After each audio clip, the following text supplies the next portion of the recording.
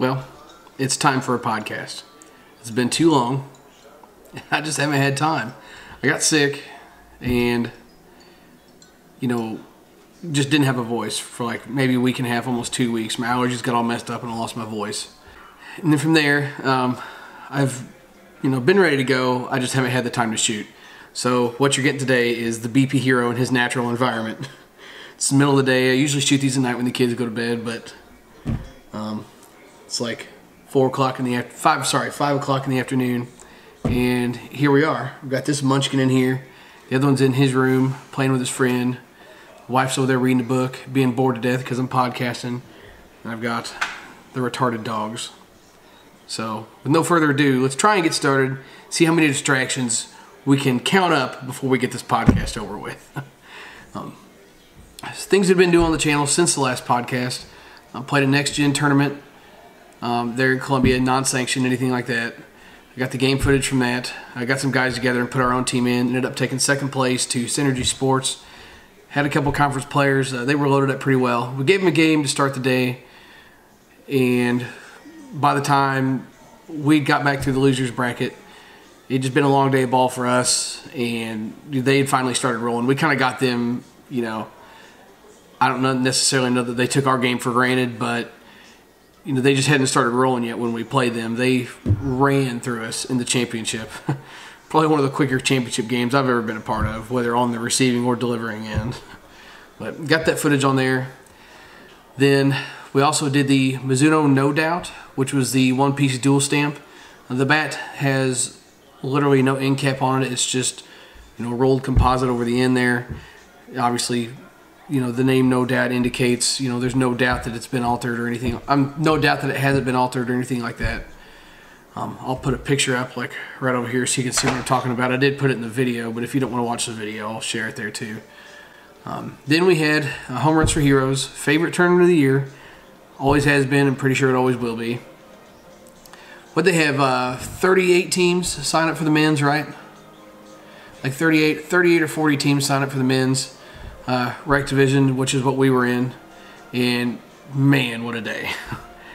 We ended up taking third place, getting knocked out, and we got home at 4 in the morning from playing ball. And co-ed, they do men's on Saturday, co-ed on Sunday. And we were playing co-ed with some friends. We got home at 4 o'clock. This woke up at 6:30, and we were back to the ball field by 8:30. Miserable. I'm pretty sure my wife was ready to just go run into oncoming traffic as opposed to getting out of playing softball. But it was fun. You kind of know what you're getting yourself into when you play that tournament. And we did end up going 0-3 on Sunday, but 2 of our losses were to the team that won the tournament. Both close games. I guess it's just how the cookie crumbles sometimes. I also did a video on what the new gamer is. The combat that I've been swinging almost all year finally kicked the bucket on me. Thing had a gajillion swings on it when I got it. It had a big zipper on one side, and it finally bit the dust. I think it was NSA co-ed state. I hit one ball with it, and I noticed the ball came off of it funny, and the bat made a weird sound like it was like knuckling and stuff. And I looked at the bat when I got back, and it cracked. Hitting the 52, it cracked. That's how ready to go it was. So, kind of upset that that thing broke, but I haven't missed a beat, skipping from that to my Freak 12. Also have an update on the Mikan Freak HB from softball fans. As expected, broke in, pretty nice little bat. Some graphic issues. I'm not real sure why they decided to put the graphics over the top of the sticky finish on those, but they did. I've had some issues. Not real bad, it's just kind of starting to flake off in a few spots, and I've seen some other guys say the same thing, but outside of that, it's, let's not look into it too far. It's just a Freak PT12 balanced with that finish on it, and it's an exclusive from softball fans. Great bat. Had quite a bit of fun, breaking that in. Balanced bats aren't necessarily my thing, but always love me some Mikan short barrels. And speaking of Mikan short barrels, the Dirty Money and the White Widow. The Dirty Money basically is built off of the Freak 30 specs. Composite handle. I was told by a very reliable source, composite handle, which did not feel that way at all to me. And, the same 12-inch barrel with a half-ounce end load. I don't know if it was that particular bat that I had, or maybe it was, that bat in general. Maybe something has changed. We just don't know. I don't know. But the feedback was horrible. It didn't handle that great, especially in comparison to the White Widow.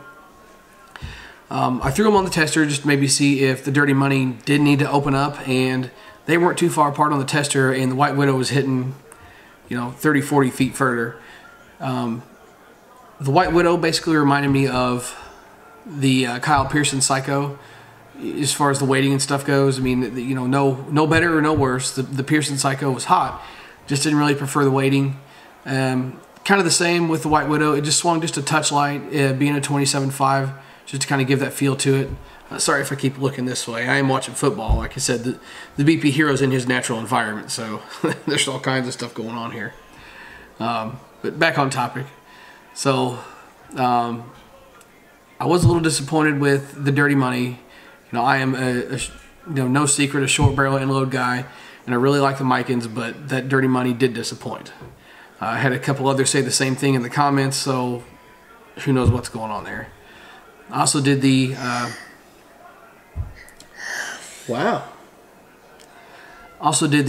Worth Grade Cannell Legit. Didn't get to swing last year's, so I was excited to swing this year's. Not being a balanced fan, the Grade Cannell Legit did feel good to me. If I were going to swing a balanced bat, I'd probably swing something like that, or the Baker, the 17 Baker. I liked it a lot too. Yeah. Apparently she did too. But same Worth performance that everybody's come to expect. And then I also did what was apparently a little bit of a controversial video. The Dudley Lightning Series gloves. Softball fans send them to me. Usually what they do is, they'll send me a box of stuff. I get reviews and just send it right back. And they sent me a box of stuff, and in it was a DeMarini Deuce, which I haven't got a chance to review yet. Kind of waiting on the waiter to cooperate. And then I had 4 Dudley Lightning gloves in there. They've got those on sale right now for $55. And, to me, it's a nice glove for $55. They retail for like $80 or $90. So, consider your price point and what else is available in that price point. Entry-level glove, maybe just a step above entry-level, what I would compare it to. But, there was just people just ragging and dogging and complaining. I think everybody expects A2000 quality out of an $80 glove. That's just not how it's going to be. And maybe I gave that portrayal, but that's not what it was. If you're an entry-level player, maybe you only play once or twice a week, or maybe you just play 1 league a year. That's the glove for you. It's going to break in somewhat fast, stay rigid, and not just turn to complete garbage, and be a good glove for you. If you buy something like an A2000, I'm not saying you wouldn't like it, but what you're probably going to run into there is it's going to take you forever to get that glove broke in. But moving on with some stuff that I've been kind of working on, putting a little time towards and content-wise. I've been experimenting with the compression tester. You saw the video where I posted, was it like 40-something bats or whatever, and basically testing them all just to kind of see where they're at in the hit counts and everything. I've been messing around with new and wrapper versus, I did a new and wrapper versus, basically on the line of family compression. I did that with some Freak 30s. I was a little shocked by the numbers. I'm not going to get into it though. I'm going to save it for the video because I'm probably going to do, I did some Freak 30s, and in retrospect, there was kind of 2 things that I should have did different. Freak 30s are good out of the wrapper anyway, so, fair comparison there, maybe, maybe not. And I did use a BP Rocket, and I do want to use a different ball. Probably going to try and grab the Easton Raw Power 2-for deal from softball fans. They've got, 2 bats for $99.95 or whatever it is. Grab a couple of those. Hi. And, work on breaking one of them in and then leave the other one in the wrapper, and then do a comparison that way with like a 44 or something, that depends on the bat being broken a little better to perform better. The BP Rocket is a high core ball, so it's going to perform somewhat decent with just about anything you throw at it. Obviously, the more broken the bat is, the better it's going to hit it, but yada, yada, yada. I'm getting into a rant there that we don't have time for today. I've also had a lot of questions on, sorry, I want to backtrack here. Back to the tester thing. I did do the new and wrapper, you know, pass versus fail with the radar, like I said. Put the radar up against him. And I also want to do hot barrel versus a cold barrel. There's guys that say, you know, oh, you can freeze your barrel of your bat.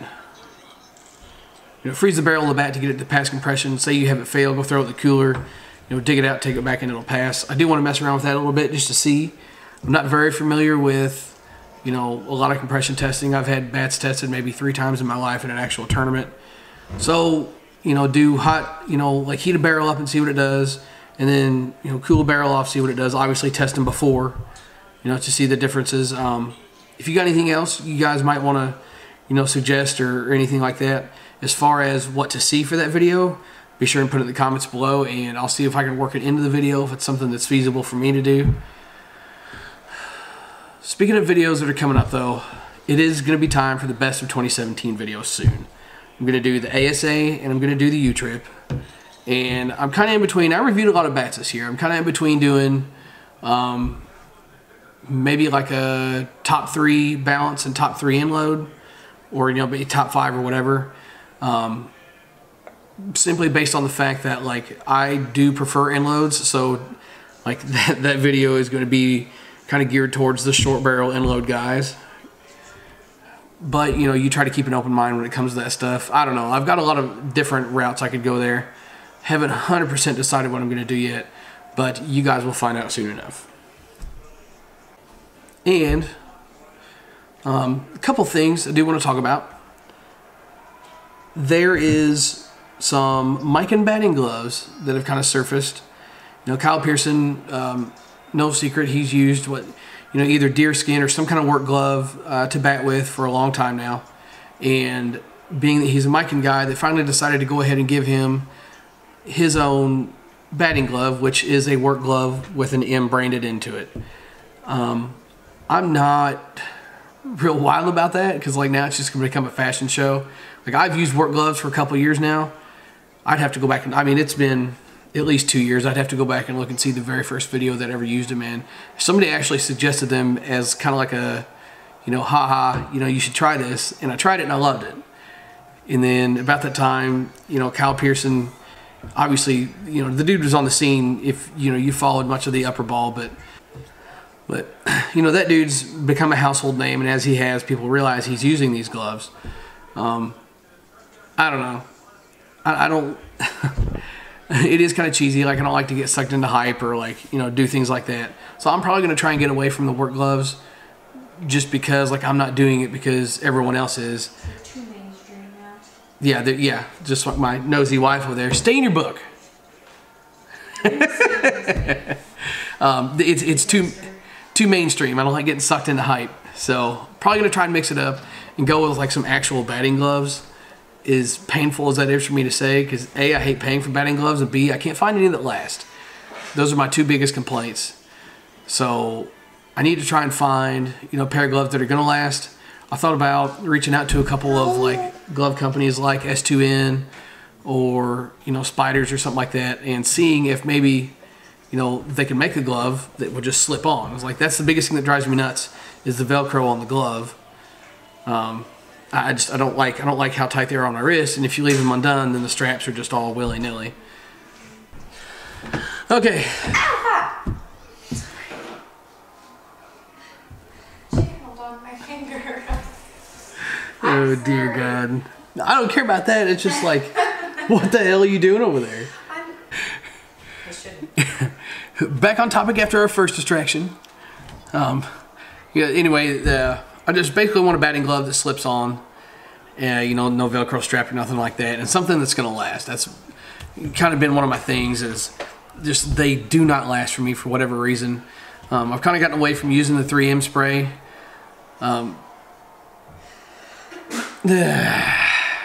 Bless you. I tried to cover it up. Sorry. No, I don't care. Distraction number 2. Right. No, that's number 3. Because you burn your finger on the chicken. Well, what was number 1? Hayden. Wait, For a minute.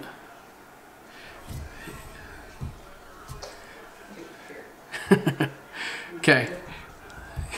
Finishing up the batting glove thing because it's taking way too long.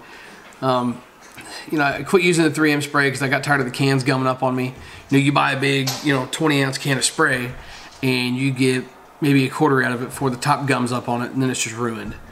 I just got tired of doing that. I would like to use it again. I thought about maybe buying some of the smaller cans, but we'll see what happens. I did grab a couple from a friend of mine. His wife works at 3M as well, and she went up to the 3M store, grabbed a couple of cans that were on clearance, a couple of the shorter ones. So I'm going to try those out and see how long they last. We will see. Maybe somebody has a suggestion on, what to do so they don't gum up like that, or how to clean them out and keep them cleaned out. Another question I'm sure somebody's going to ask is, where's Gabe? Flying solo besides Turd Nugget down there watching YouTube. I don't know, Gabe, he's just busy, been busy. We've all been busy. It's just been that time of year. You got ball going on. There's been lots of tournaments and stuff going on. So, it's starting to cool off. Everybody wants to play ball on the weekends. Ain't no big deal. Gabe's around. He'll be around. Don't you worry, we haven't lost him. Oh, I gotta get up. What? Hello. Please don't put that in there. Oh, hi. Riley, say hi. Please don't put that in there. Oh, I'm totally going to. I'm gonna eat you so hard. I know. Hey, so I did have to go get my drink for the podcast. I forgot to set it down over here before I got started. Well, I got up. Somebody decided to have her 3 seconds of fame. But just drinking some Coke Zero. I'm not a big soda fan, but I was at the grocery store grabbing a couple things for dinner, and I saw it sitting there, and I thought, you know what? You're mine. So I grabbed me Coke Zero, and I'm going to get a drink because we're starting to get into some of the good stuff. This is not a paid advertisement, but if Coca-Cola wanted to, sponsor you, boy, probably not going to drink very much of it. What does Coca-Cola make Powerade? Isn't that right? I can definitely do some Powerade Zero. I can do some Powerade Zero. So maybe there still is potential. Your dad probably, pays for some Coke employee to drive a really nice car. You're right. My dad drinks a lot of Coca-Cola. Coffee and Coca-Cola have pretty much driven that man for as long as I've been alive. He's like stashing cans of Coke all over the house, in case you ever run out. Well, you're never going to run out of his house. I was doing something one day, working on something, and I went to shut a breaker off in the closet where the breaker box is, and I open the closet, and I walk in there, and I see the breaker box, and next to the breaker box, it's in between the studs, there is a stack of Coke cans about 3 feet high, just stashed in there, in case, ever comes a rainy day and the world ends or something and you can't get to town to buy Coke. Boy, you've got some there. Some people are crazy about soda like that. Just not for me. But I'm going to start getting into some better topics here for maybe you that are like bored and your eyeballs are falling out of your face. I'm kind of a boring person when I sit here and talk by myself. But I still like doing the podcast and other people enjoy them too. So this is what you get. The 2017 Major World Series. I am about a month behind on this, but I haven't podcasted since then. I've had a couple different people ask me, would I have done the last inning of that game any differently? To kind of preface a little bit, it's 21-18. Resmondo is up going into the bottom of the 7th. And, obviously Smash It Sports needs 4 to win. And real quick, before I get too far into this, if you don't want to sit here and listen to me talk about it, just go over to Facebook, USSSA Slow Pitch Facebook's page. Facebook's. And Go to the Facebook. and check it out. They live fed the game, so it's on there. You can just skip to the end and watch that game. There's people saying, what would you have done differently? Because they walked a couple of guys. Okay, so to paint the picture for you, what's going on here? It's 21-18. Resmondo's up on Smash It after having a big inning. And, the top of the lineup is coming up for Smash It. Jason Branch leads off. takes a swing at the ball, hits the ball at Greg Cannell up the middle. Cannell's not typically a middle infielder, but he did play a good middle that weekend. Branch hits this ball and always hustles. They went to basically busted out of the box and slipped, and Cannell's throw only ended up beating him by 2-3 steps, and that is a humongous out. Jason Branch is a very good hitter. I mean, that lineup hits top to bottom. So to get Branch out is a humongous out. Purcell comes up, and it's pretty much home run on command in that stadium when he wants to be. Kind of got a questionable call. Could have went either way to get a strike called on him that he thought was ball 4. So he gets back in and took a pretty smart swing, in my opinion. Not trying to blow a ball out of there. Just drive a gap and hit a ball to get on base because he understands the situation. Ends up getting a double on a ball that was hit just out of Brian Wegman's reach. So you've got him on second. And then they chose to pitch around Harvey for, obvious reason. He was due at that point. And, kind of pitched around him. He ends up on first base. You've got first and second. Andrew Collins coming up. Everybody's talking like, he could be the MVP of the tournament anyway. Had been hitting the ball well all day long. And, second pitch he sees, he hits, 420 feet over the fence for a home run to tie the game. It's a big momentum swing there. Then you have Santana coming up behind him. And, the way Santana hits the ball, he's not, like a humongous home run threat, but Santana hits the ball well enough. I don't pitch to him in that situation. I was sitting here with some friends watching the game, and now I said the same thing. Being a lefty in that stadium and being Santana on top of that, you cannot let him hit the ball because he will hit it out. So, they walked him to pitch to Rainier, which, Rainier, again, is a good hitter. They hit top to bottom, but I would like my odds a lot better against Rainier. He's not going to hurt you with a home run. Sure, he can hit a ball into the gap and score Santana, but that's the risk you take. I mean, not saying that, Resmondo was, done the second that they tied the game, but I don't know, man. I mean, the writing was on the wall. It was up to Resmondo to do something about it. Rainey gets a base hit. Santana conservatively goes first to third because there's only one out. And Brandon Dillon comes up behind him. Another just about automatic home run. And they decided to walk him, load the bases with one out, try and get a force somewhere. The sacrifice fly was going to win the game anyway, so Dillon's going to either sky one to left or blow it out of there. So again, not a bad walk there. But the problem lies in the fact that you have Dennis Rulli behind him, and that guy's pretty much an automatic hit. Again, sitting there with my friends watching the game, that's basically what I said is, Rulli can walk and win this game, or if you give Rulli something hit, he's still going to finish this game. Whether it be, him actually getting a hit or taking a walk or even a sac fly. I mean, Rulli is pretty much automatic. The writing was on the wall there. Where a lot of people, kind of give Travis Clark some crap, whether it be in the comments of the live feed or I've seen some other people too saying, oh my gosh, you can't believe, you walked Rulli. Rulli ended up walking on 3 straight pitches to, walk off with the bases loaded and win the tournament. I mean, you're damned if you do, you're damned if you don't. If, you're Travis Clark in that situation. Obviously, you're not looking to walk the guy, but you give him something to hit, he's going to hurt you. And, you basically, if I'm a pitcher in that situation, I'm just going to try and get him to do anything that he can to chase, even though he would probably still chase it and hit it. And, either get on or get that run in. You give him a strike, he's going to hit it, so make him chase. That's really your only option.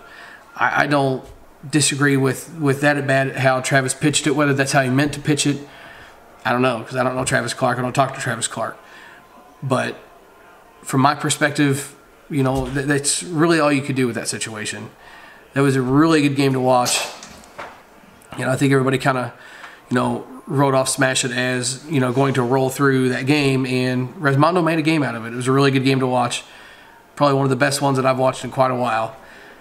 So that kind of wrapped up the season there and got everything done. And it's kind of a bummer because, I like to watch that live feed and stuff, and I know some of the other subscribers here do too. But it's going to be an interesting year next year. There's been a lot of movement. I'll discuss that later. There's been a lot of player movement. If you follow along on the Old Scout, obviously lots of drama and yada yada. But I'll cover all that later as soon as DW posts, actual rosters of who's going where. so I'm not sitting here playing the speculation game. But what I'm going to move into now is the good old Q&A. Because, like I said, I posted way back when that I wanted to do some Q&A and just never got the chance. So let's dive into that. Okay, so we're starting off with Micah Leipert here. And he wants to know, as far as the conference talk goes, Kyle Pearson, Purcell, and Branch all swung their bats at the World Series, but Harvey and Dillon did not. Why do I think that is? Honestly, I'd probably say it just had mostly to do with them being comfortable swinging the same type of bat all year. Obviously, with some of the guys, there's not much difference in design. But Brandon Dillon has swung a freak 30 pretty much all year, and his barrel is going to be big barrel next year. Maybe he didn't want to make that switch, for the biggest tournament of the year. Whether it be that or they're just comfortable swinging what they're swinging. They had them broke in and ready to go. I mean, I would be that way. Like, I don't like switching bats. Unless I'm just jacking around, and even then I still don't like doing it. I never switch bats. If I'm comfortable with something, I'm rolling with it. I won't pick up anything else unless I just about absolutely have to. So maybe that's what it is for them. Not necessarily just a mental thing, but like if it's not broke, don't fix it. You have the off season to adjust and then swing, the bat that's been made for you for the entire next year. So that's kind of, my thought on that is the reasoning of why they would do that. Robbie Cruz says, playing in an ASA league where bats need to be ASA stamp, period. How do you feel about senior bats being used, and the excuse by the team is that we are over 55? Do you think that that's a valid reason to allow those bats in play? Also, they aren't just 55, they have 6 world rings each. Rules are rules. You can't bend them and make exceptions. I don't know. I mean, it's kind of petty on them. I mean, obviously, if they've got 6 world rings apiece, then they're obviously a good ball team. Just use an ASA bat. I mean, yeah, you're 55, but if you don't like it, go play senior league. It's kind of silly that they think that just they're above the rules because they're older and they can use whatever they want. Leo Rogers asks, do you use different bats for different hitting situations, a balance to inload? And then he also asks, do you go out pimping singles regardless of how many are on base? Do you go full tilt mode and big boy ball every time you go up to the plate? Basically, I think what he's getting at is, am I looking to hit a home run every time I step up to the plate? I don't use. It's kind of funny that. Come on, kid. Baby wants to get the toys out. But it's kind of funny that I just mentioned, swinging one bat for everything, and that's how I am. I don't use a different bat for different situations. Use a bat that's going to allow you to do one thing. Use one bat that's going to allow you to hit in every situation. There's so many different, makes and models and styles of bats. There's something out there for everyone. So find one bat that you can do everything you need to do with it and just swing it. There's some people that can get away with using different bats in different situations, but to me that's just silly. It's like if I'm swinging a balance bat so I can, dink and dunk and base hit the ball around, and then I'm, switching to an inload so I can go up there and hit a home run. Well, then your mentality is going to be, well, I have to hit a home run because I took my inload up here. What if you don't get a pitch to do it with and you still try, and you don't succeed? You just made it out because you thought you had to hit a home run. Use one bat, learn how to use it effectively, and go from there. There's absolutely no need to be switching equipment around and that kind of thing, in my opinion. Oh, sorry. And do I go up there, basically looking to hit a home run every time? No. That's just silly. I take what's given to me to an extent. I mean, you can sit there and wait on your pitch. Sometimes I can get lucky and manipulate a ball where I want it to go. I don't try that a whole lot, especially with 2 strikes. I'm just hitting what's given to me and just trying to drive it somewhere. If it goes out, it goes out. If it doesn't, it doesn't. I don't get too far into things with that. Andrew Brown, asks what Jeff Hall moving to Louisville means for their company and potential sales, or better yet, what do you think will come from all of the different players switching bat sponsors this year? Jeff Hall going to Louisville, I mean, the guy, he makes sales. He puts his name on a bat and it sells. And Jeff Hall himself is a household name when it comes to softball. So, whether it be him affiliated with the brand, helps the brand sell, or his specific bat sell, I think that was kind of what Louisville had in mind there, just specifically from a sales standpoint. I do think that it's going to help them sell some more bats. They still make decent bats, but they have kind of fallen behind. Easton really stepped their game up this year. Mike and Worth have always been good. DeMarini had a better year than they have in previous years. I'm talking in terms of U-Trip here, in terms of U-Trip bats. And, Louisville's kind of stayed in the same spot they've been for the last few years. So, maybe Jeff Hall will kind of, rejuvenate that a little bit. Me personally, I'm no bat expert. I'm not, in the know or anything. But I personally do feel like there is no way that Jeff Hall, unless it was going on behind the scenes, he could have helped develop, his Jeff Hall Z1000. Maybe some weighting and that kind of thing. But outside of that, like they spend all year developing these bats, and then he signs and then a month later his bat comes out. I just don't feel like there was enough time to research and develop a bat specifically for him. I'd say they probably just took what they had and, slapped his name on it with some different loading. Which I'm not saying that it won't be good, but, they've got some big shoes to fill. We'll see what happens.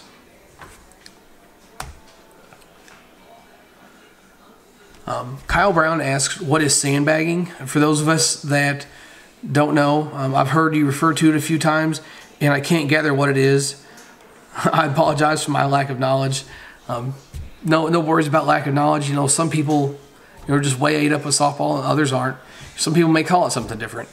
Sandbagging is basically playing the lowest level you can just to try and poach some wins. Maybe you're a C team and you're dropping down to play D simply so you can win. You don't want to have to play against hard competition. So you try and you get the best players you can and try and play the lowest level you can just for the easy win. That's basically in a roundabout way what sandbagging is. You just, you could say basically you just avoid, hey now. You could basically say you just avoid competition. Oh, come here. And then he also asks, which do you prefer, ASA or U-Trip, and why? I do prefer U-Trip. I like to pitch U-Trip. To me, it kind of makes the pitcher a factor in the game. It's more of a fast-paced game, and I like hitting the flatter pitches to an extent. And as a pitcher, I like to do the pump faking and things like that, just to try and give that extra little edge to maybe getting a hitter out. Arvin Ramish, I hope I said your name right. Sorry if I didn't. All of my local leagues, thank you. Oh, okay, there you go. All of my local leagues are alloy only. The director claims that it's too easy to alter composite bats. What would be your counter argument to that, and how do you feel about non-composite leagues in general? I'm not necessarily opposed to a non-composite league. I mean, the thing with it is it would definitely level the playing field. And, unless, it's going to bring out the good hitter in everybody. If you're a good hitter, you'll still be able to hit with that bat. But if you're not, you won't. Now, as far as the composite bats being easy to alter, I do agree with that. You can do all kinds of stuff to them anymore. You can sleeve them. You can put polymer in them. You can roll them. You can shave them. You can paint them. I mean, there's just a million different things you can do to them. So I do agree that, bats have become maybe a little too easy to alter. My counter argument to him, your league director or whoever, would probably be, if you really want to use composite bats that bad, bump your league fees up, $50 and supply bats. They don't go home with anybody. The umpire takes them with him when he leaves at night, takes them back to wherever they go, puts them in the shed, whatever. If you want to get away from that, just supply the bats. Buy, maybe 2 or 3 of you could buy, a couple end loads and a couple balance and a couple of different weights. Whatever you want to do there, it doesn't matter. But the counter argument to wanting to use composite bats would be just charge everybody an extra $50 and buy some bats. Pretty simple solution to that to me. Also, something else you could do, go to a 52-300 ball or a 52-275 or a Classic Plus. All three are about the same ball, and an altered bat will still make a difference with those balls, but nothing like it would with a harder ball. It somewhat levels the playing field. That could be also another maybe counter argument to still wanting to be able to use a composite bat. Paul Jordan says, possible thoughts, coincidence, the bat thing again. Thoughts on possible improvement to ball, bat, and fence depth. And should bats be improved to hit further? Should fences be moved back in the lower levels? And should the ball get any softer? Bats are too hot. That's my personal opinion. Man, I mean, just wicked performance out of some of these bats these days, whether it's ASA or U-Trip. And as far as the ball goes, I do like the high core, low compression balls. A lot of people complain about them for a million different reasons that I'm not going to get into. I personally prefer the ball, A, from a safety standpoint as a pitcher, and B, again, to, it kind of brings out the hitter in people. There's no more composite heroes when it comes to bats like that. When it comes to balls like that. If you can hit, you still hit that ball well. If you won't, you might struggle. It's kind of one of those things, you're not going to get your Judy puncher guys in where they can just flick stuff out there. It kind of somewhat levels the playing field, but in my opinion, yes, bats are still too hot. And going to a high core, low compression ball is something that I think everyone should do. And the fence depth is really whatever. Should you move the fences back in the lower levels? I'm assuming he means, for some of these lower level teams that have trouble keeping the ball in or whatever. I mean, if you're having trouble keeping the ball in and not hitting home runs, you can do one of two things. You can either stop and evaluate what level you're playing at. Maybe you should move up. And B, I think I said one and then B, whatever. And then the second thing is learn to control it. If you want to play at that lower level, control it. Pretty simple solution there, in my opinion. Adam Milligan, for someone starting to put together a weekend tournament team, what do you think is the best style tournaments to look at? Definitely some, depending on the team that you're putting together, especially to start the year, maybe you're getting like a new group of guys that haven't played together. Find like some non-sanctioned stuff, some small town stuff, or some 8 or 10 team tournament stuff, just to kind of let everybody get comfortable and get rolling a little bit. I mean, you can throw yourselves to the wolves, and sometimes that works and sometimes it doesn't. But if it's a new team with a new group of guys that really haven't played with each other, I would recommend starting somewhere small, just non-sanctioned stuff, just to try to get the ball rolling and let everybody get comfortable with each other.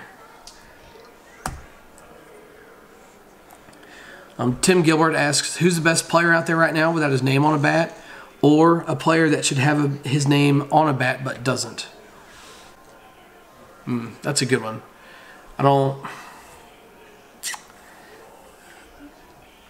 Hang on. Okay, so I had to kind of stop and gather myself there for a minute. Really kind of think about that answer. I cut these out and threw them in a slideshow, but I didn't really think about answers because I like doing that on camera, just so it doesn't seem so scripted or whatever. The best player out there right now that does not have his name on a bat, probably I would have to go with Jeremy Yates. You could, throw the technicality sake in there and say that, Bubba Mack would be another one, but Bubba Mack has had his name on a bat before. To my knowledge, Jeremy Yates hasn't even had, like a signature on like a, a team model or anything like that. So probably Jeremy Yates for the best player out there without a name on a bat. And a player that should have his name on a bat but doesn't, again, would probably be Jeremy Yates.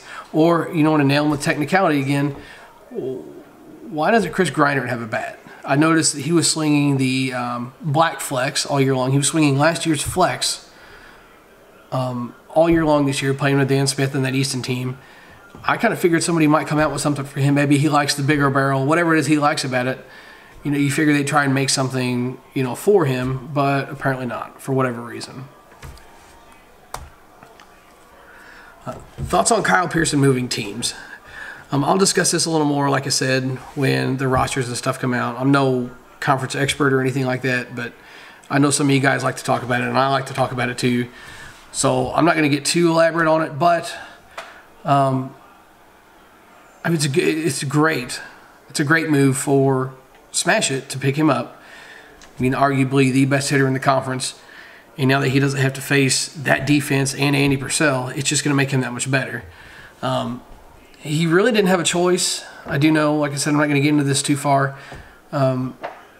Mikan was basically not happy with the fact that, he gets all these awards and everything, and he's playing for an Easton team, and he's got his Easton jersey on, but he's a Mikan-sponsored player. So I do know that was kind of some of their qualm with it, and that is one of the few places that basically he had to go. What? Sorry, phone call. That is one of the few places that he could go, and he did end up going there.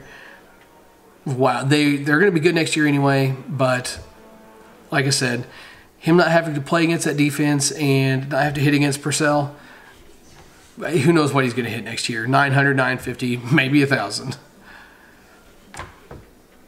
Seth Cohen asked, do you prefer live pitching or T-work when taking BP? Pros and cons of both. Obviously, I think just about everybody prefers live pitching. T-work has its place, though. I like to use T-work if I feel like I'm not squaring the ball up well, or if I'm not driving the ball very well. I like to use T-work to kind of, hammer home some of that stuff, or maybe work on something specific mechanically where I don't have to sit here and think about, like, is this pitch hittable or not?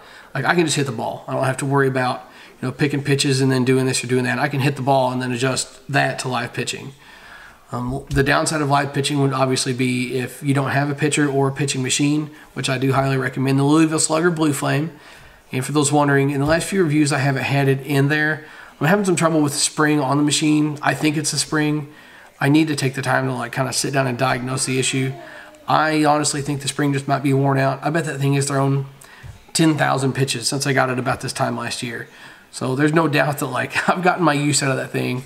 I don't know if something's loose and causing it to have some inconsistency issues, or if it's a spring or what. I need to sit down and diagnose that. But, back on topic here, the only downside to live pitching would be if, you've got somebody that can't pitch. It can make it hard to, if you're not consistently getting strikes, or, you never know when a good one's coming.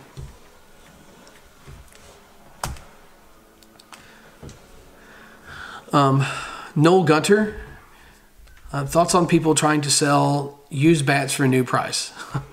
That's just dumb.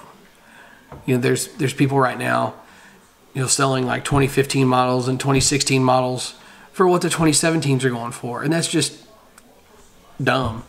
Sorry if there's subscribers out there that are buying those bats. I mean, if you've got the money to spend, go for it.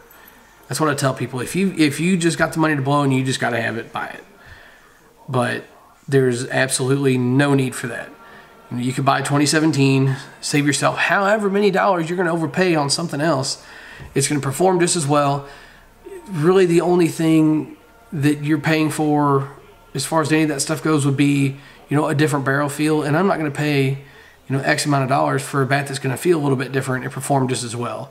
Because as far as most of the stuff he's referring to is the Mikan and the Worth stuff, and all that stuff performs just the same, which is ridiculous good.